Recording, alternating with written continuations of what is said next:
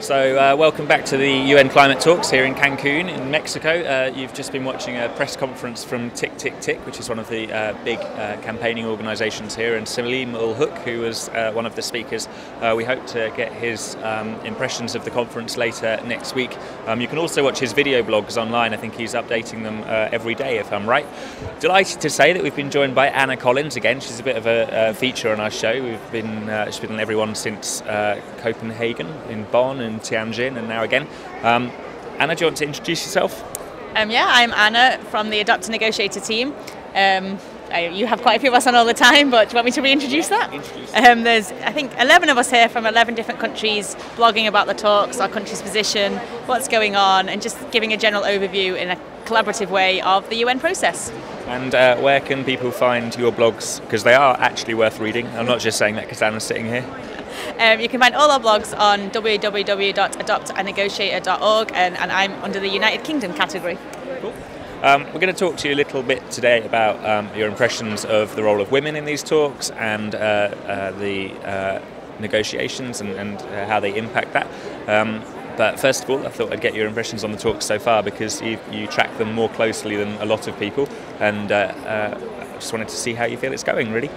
I think that they're going okay. Nothing exciting's happened, but I don't know if we were ever expecting anything very exciting to happen. We are nearly midway through the talks. The first couple of days we had really the opening statements, everyone made their statements again, which we've heard a million times before. Then they had to start talking about process, how they were going to work. That took up far too long because they had a bit of a disagreement over whether they were going to stick with consensus or move to voting, but they decided to stick with consensus, which I think is a good thing. It's slow, but I think we need it. They've had like little breakout groups they call contact groups, which are kind of like where if you've had an argument, you go for a cup of coffee and try and resolve it, so you can go back to the group and move forward. And now they've started negotiating line by line, comma by comma, word by word, which is really, really tedious. Are you sitting in on the sessions? You can sit in on some of them. It completely depends. The beginning of the week we could sit in on more. As they start drafting, they close them down to observers, because they say that it's more constructive. Parties are more willing to say what they think if there's no observers in the room. Lots of people have different opinions on that. It would be nice if we could be there. If they're going to be constructive and we're not, then maybe it's a good thing. But actually they've run out of time to do that anyway now, because next week the ministers will arrive and we need to actually get into what we're going to decide and signing things off. So this weekend in the talks we're looking and we're expecting either tomorrow or Sunday a new text to come out, because they've run out of time with the old text. So they can't actually move forward with signing that off because it's in no state to. So what we're looking for... What does that mean?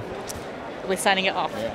They can't, like the ministers can't sign it and be like, yes, we agree with that, because they haven't got it. There's commas everywhere, there's these brackets everywhere that mean we might do this, or this, or this, and they haven't decided. So basically the text has got so confused that the chair has to put a new one on the table that she thinks might work as a better basis. Precisely. And that happens quite regularly, right? Yeah, it does happen quite regularly, all the time in fact. But actually this time it's not the chair that have put a text on the table. Normally the lead of the negotiator, the session, brings this text to the table. This time it's the Mexicans as the hosts of COP16, and they've been reaching out to people and they've tried to pull this text together.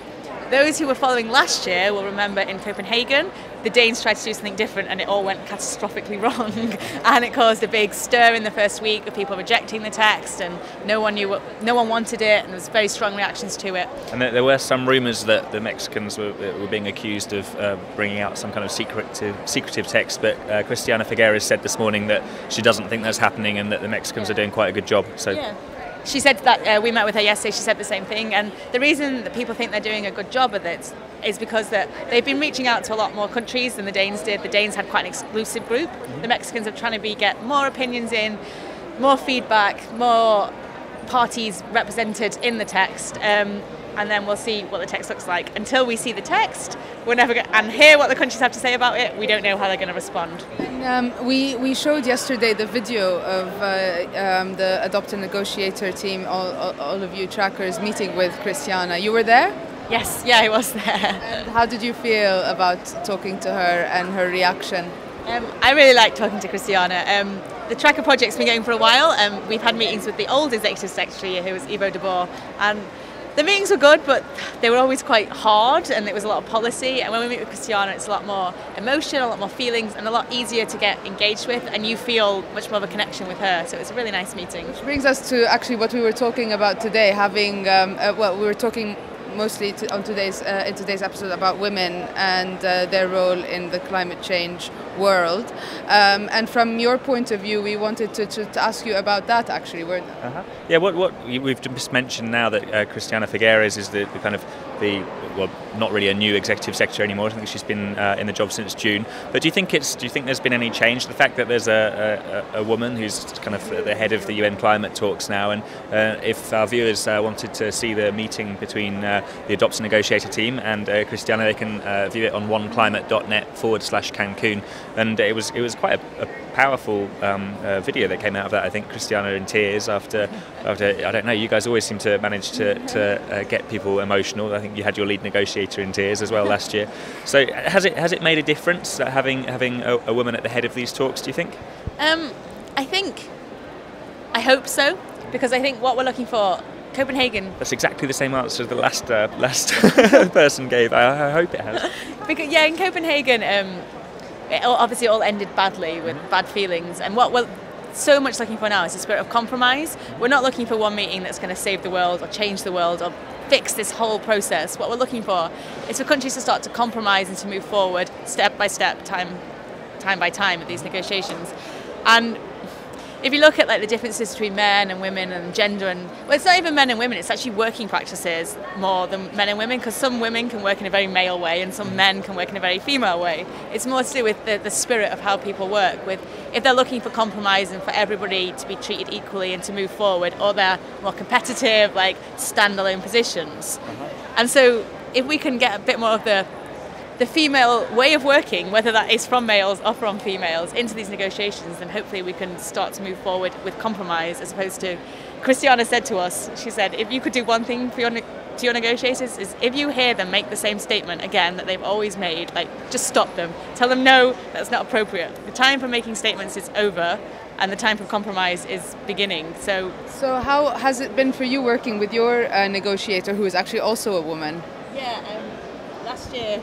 Sorry, monitoring the chat online.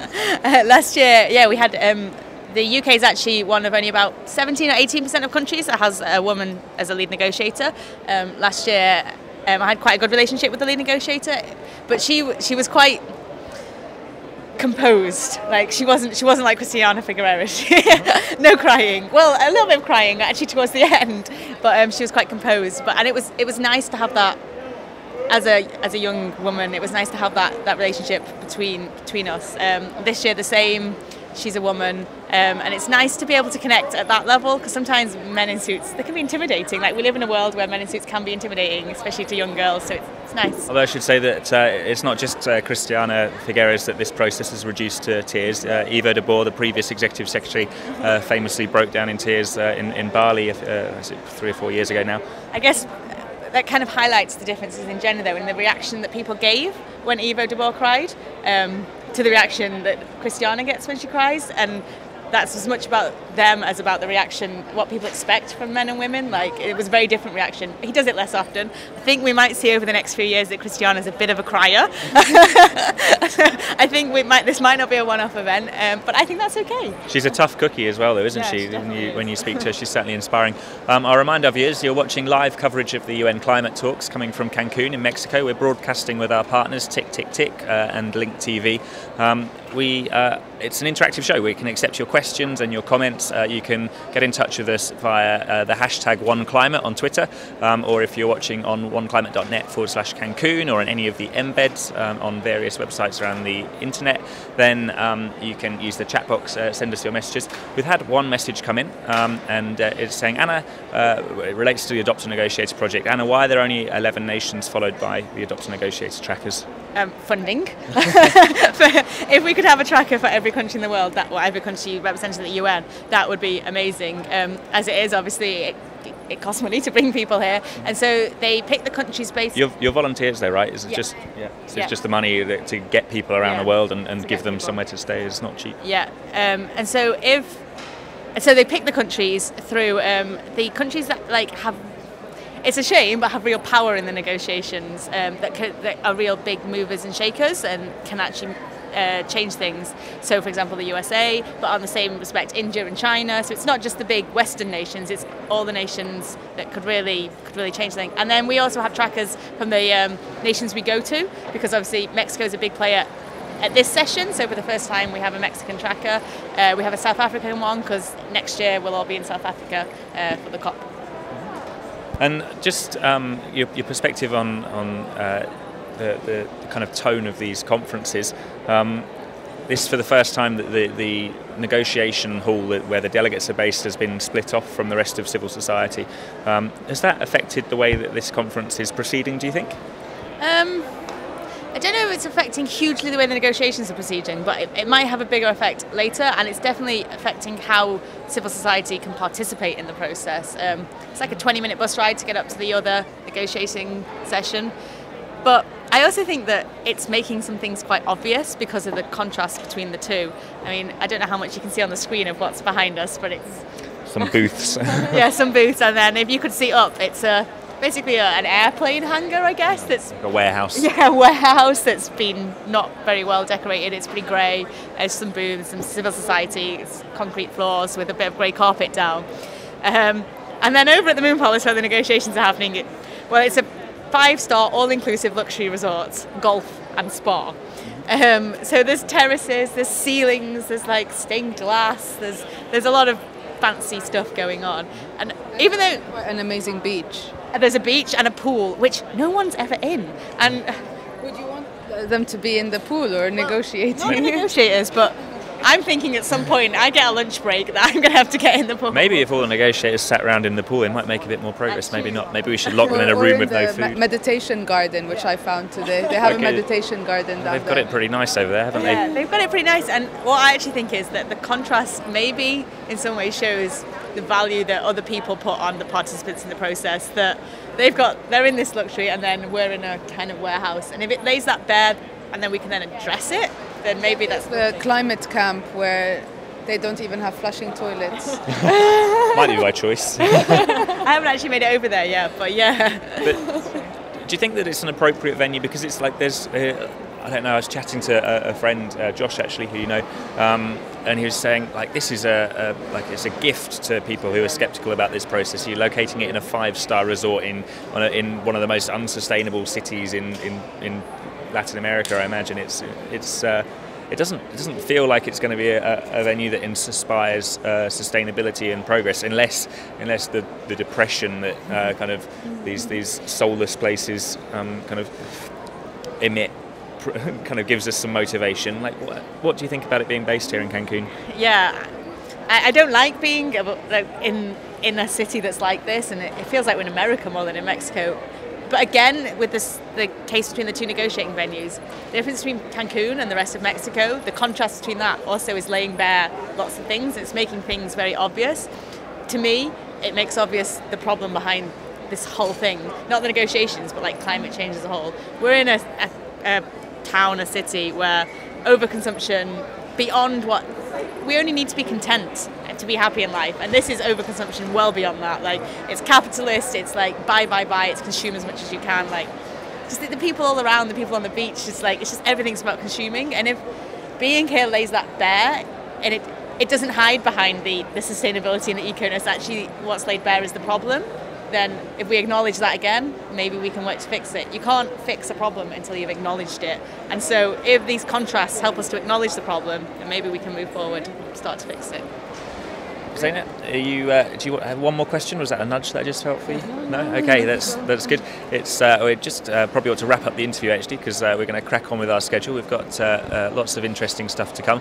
I'll remind our viewers it's an interactive channel, so you can send us your comments and questions throughout the show, and we've had a lot in today, so thank you very much.